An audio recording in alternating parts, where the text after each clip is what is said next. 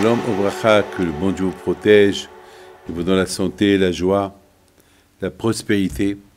Dans la Torah, c'est écrit que mon cher Rabbeinu,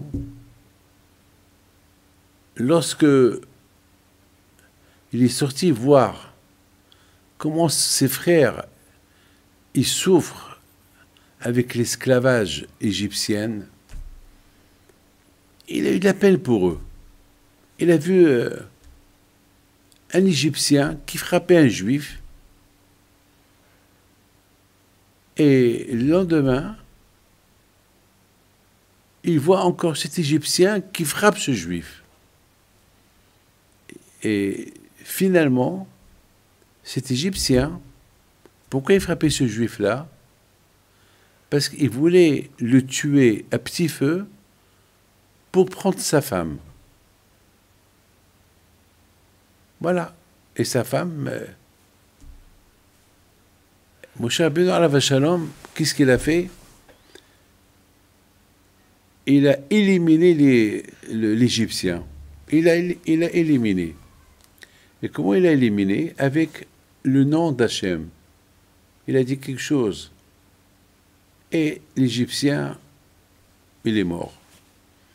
Moshe Rabbeinu alav shalom, il l'a fait disparaître dans le sable. Le lendemain, Moshe Rabbeinu, il sort encore. Il voit deux Juifs qui se disputent. Alors, Moshe Rabbeinu, il leur dit, pourquoi vous disputez? Déjà, vous êtes esclaves. Ça ne suffit pas. Toute la souffrance que vous avez ici en Égypte, et alors, entre vous, vous êtes en train de se disputer. Le contraire. C'est là qu'il faut être unis. Lorsque une famille souffre, c'est là où il faut avoir l'union. Lorsqu'un Israël souffre, il faut qu'on cède pour apaiser un peu la souffrance. Alors, mon cher Rabbeinu, il a dit comment? Vous êtes en train de se disputer. Alors, ces deux Juifs-là, ils disent à mon cher Rabbeinu, et de quoi tu te mêles? Tu veux nous faire ce que tu as fait à l'Égyptien, que tu l'as tué? Pour qui tu te prends? On va aller chez Pharaon, on va lui dire ce que tu as fait hier à l'Égyptien. Mon cher Rabbeinu alav shalom, il a écouté ça, il a dit, oh là là, maintenant je comprends pourquoi vous souffrez, parce que il y a la médisance entre vous, il n'y a pas d'union entre vous. Vous voulez aller rapporter à Pharaon ce que j'ai fait à l'Égyptien, mais si hier j'ai puni l'Égyptien, parce que chaque jour il allait violer la femme de votre ami, et voulait le tuer à petit feu pour lui prendre sa femme. Et vous êtes en train de non seulement de se disputer, mais vous voulez aller chez Pharaon pour lui rapporter ce que j'ai fait. Ah mais toi, je comprends. Je comprends pourquoi vous souffrez. Et je comprends. Vous avez oublié que Yaakov Avinu, il a dit que si on veut surmonter l'exil, si on veut surmonter les épreuves, c'est avec Ahdout, avec l'union. Et là, je ne vois pas qu'il y ait d'union. Maintenant, il y a un de mes élèves qui m'a posé une question. Il m'a posé une question. Il m'a dit, Rabbi David, je ne comprends pas. La veille, lorsque Moshe Rabbeinu, il a voulu punir l'Égyptien, c'est écrit Vaïfin Kovako. Ça veut dire que Moshe Rabbeinu, il a vu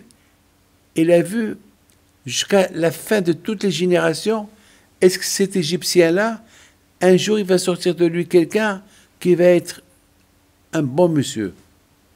Il a vu, mon cher Rabbeinu, que rien de bon qui va sortir de cet Égyptien. Alors, c'est pas la peine de le laisser vivant. Il n'y a rien. Il y a tous ses descendants, ça va être que des gangsters, des gens qui vont faire que du mal. Alors, il faut l'éliminer.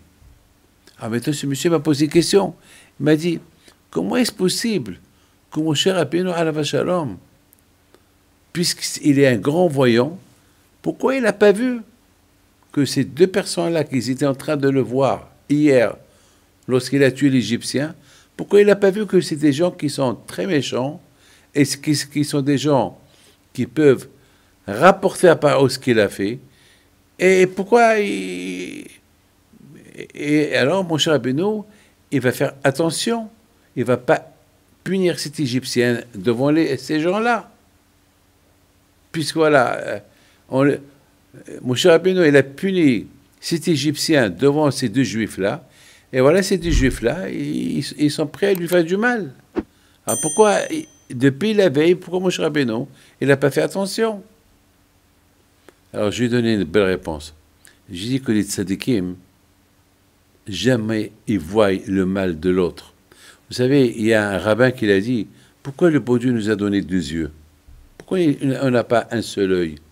Il répond que Hachem nous a donné deux yeux, un œil pour toi, pour voir ce que tu as besoin, et l'autre œil pour voir ton prochain, qu'est-ce qu'il a besoin. Et c'est beau ça. Vous êtes chez vous à la maison. Eh ben, un œil pour toi, l'autre œil pour voir qu'est-ce que ta femme elle a besoin, qu'est-ce que tes enfants ils ont besoin. Alors Moshe Rabbeinu alav shalom, lui, avec ses deux yeux, il voyait que le prochain. Il voyait qu'est-ce que les gens, qu'est-ce que les autres, ils ont besoin. En quoi il peut les aider.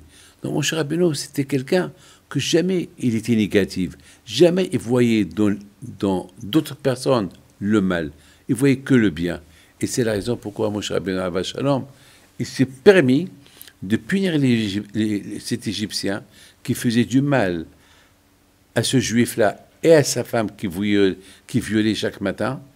Mais il n'a pas vu ces deux Juifs-là qui l'ont vu faire ce qu'il a fait à l'Égyptien. Il n'a pas vu. Qu'est-ce qu'ils vont lui faire plus tard? Pourquoi? Parce que Moshe Rabbeinu était toujours positif.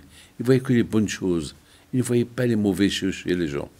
C'est quelque chose à apprendre. Que le bon Dieu vous protège, il vous donne la santé et que chacun de nous, il apprendra à voir que le bon du prochain et pas le côté mauvais. Pour que des fois on se dispute. Oui, ma femme m'a fait ça. Oui, ma femme m'a fait ça. D'accord. Il n'y a pas que ça que tu as fait. Tu as fait aussi des bonnes choses. Alors, regarde aussi les bonnes choses que tu as fait. Ne vois pas que les mauvaises choses que tu as fait. Allez, à très bientôt. Que le bon Dieu vous protège. Amen.